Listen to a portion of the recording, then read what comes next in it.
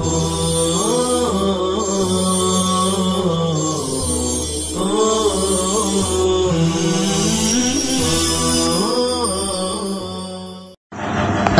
علیکم ورحمۃ اللہ وبرکاتہ۔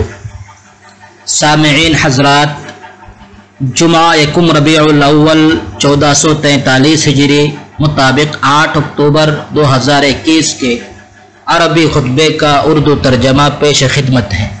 بسم اللہ الرحمن الرحیم۔ الحمد للہ الذی حبب الینا والیکم الایمان وزینہ فی قلوبنا وکرہ الینا والیکم الکفر والفسوق والعصیان، وصلی اللہ وسلم وبارک علی نبینا محمد سید ولد عدنان، اما بعد۔ عزیزان گرامی، اللہ تعالیٰ کے وجود کا اقرار، اس کی معرفت اور اس کے تمام اسماء و صفات کے ساتھ اس کی وحدانیت و ربوبیت کو تسلیم کرنا انسان کا اولین فریضہ اور بنیادی ذمہ داری ہے۔ اللہ تعالیٰ کے وجود کا مسئلہ بالکل بے غبار اور واضح مسئلہ ہے، جو کسی وضاحت اور دلیل کا ہرگز محتاج نہیں ہے، کیونکہ ہر عقل والا اپنی عقل سے، ہر ذی شعور اپنے شعور سے، اور ہر فطرت اس کا ادراک و شعور رکھتی ہے۔ اگرچہ عقل انسانی تمام حقائق و اسرار کا کلی طور پر ادراک نہیں کر سکتی، انسان ایک غیر معمولی قوت ادراک کا مالک ہے، لیکن اس قوت ادراک کا ظہور انسان کے داخل سے نہیں ہوتا ہے، بلکہ یہ قوت اسے عالم خارجی سے میسر آتی ہے۔ اس قوت ادراک کے کچھ ذرائع اور دروازے ہیں جو باہر کی دنیا میں کھلتے ہیں، جنہیں ہم حواس خمسہ کہتے ہیں، اور اس سے مراد حاسہ بصر یعنی دیکھنے کی قوت، حاسہ سمع سننے کی قوت، حاسہ شامہ سونگنے کی قوت، حاسہ ذائقہ چکھنے کی قوت، حاسہ لامسہ یعنی چھونے کی قوت۔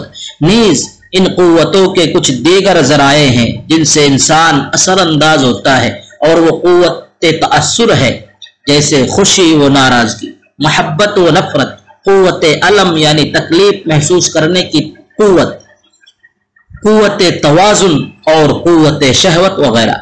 چنانچہ یہ حواس قوت ادراکیہ تک جس قدر حقائق و اثرات کو منتقل کرتے ہیں، انسان اسی قدر ان اشیاء کا ادراک اور احساس کر سکتا ہے، نیز تحلیل و تجزیہ اور عمومی قواعد کا استخراج و استنباط کر سکتا ہے۔ اس کے علاوہ کسی اور چیز کو وہ انجام نہیں دے سکتا۔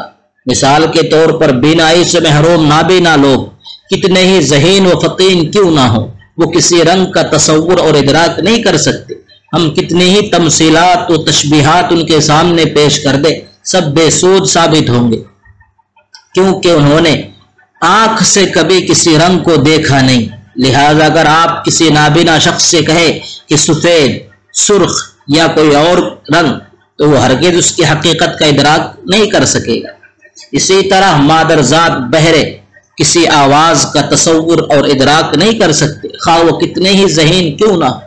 اسی طرح چھوٹا بچہ بلوغت سے پہلے جنسی خواہشات کا ادراک اور حقیقت سے واقف نہیں ہو سکتا۔ اسی طرح بہت ساری چیزیں ایسی ہیں کہ انسان ان کی حقیقت تک اس وقت تک نہیں پہنچ سکتا جب تک کہ وہ عملی تجربے سے نہ گزرے۔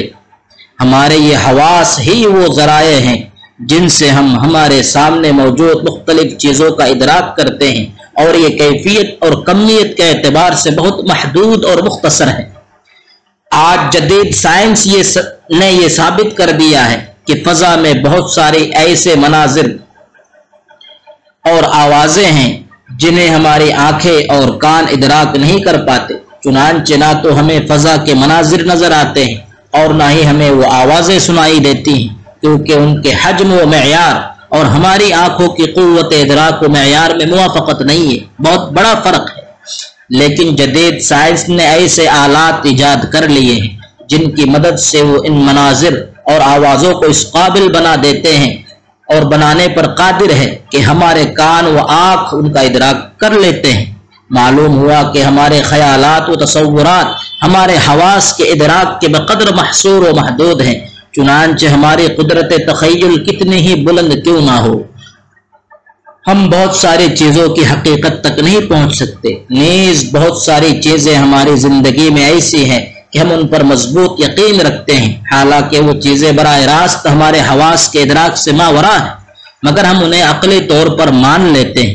مثال کے طور پر آپ ایک کمرے میں بیٹھے ہوئے ہیں اور دروازے سے دستک سنائی دی تو فوراً آپ کے ذہن میں یہ آئے گا کہ کوئی آیا ہے جو دروازہ کھٹکھٹا رہا ہے، حالانکہ آپ نے کسی آنے والے کو دیکھا نہیں، نہ ہی اس کی آواز سنی، کیونکہ آپ جانتے ہیں کہ دروازہ خود بخود ایسی آواز نہیں نکال سکتا۔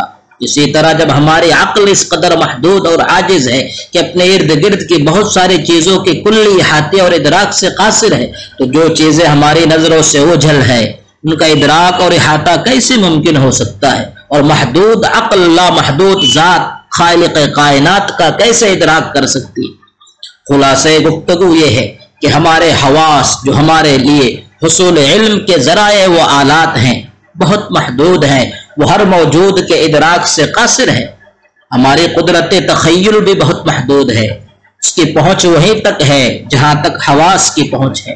ہماری عقل بھی محدود ہے، چنانچہ ہم تمام موجود حقائق کا کل ادراک نہیں کر سکتے۔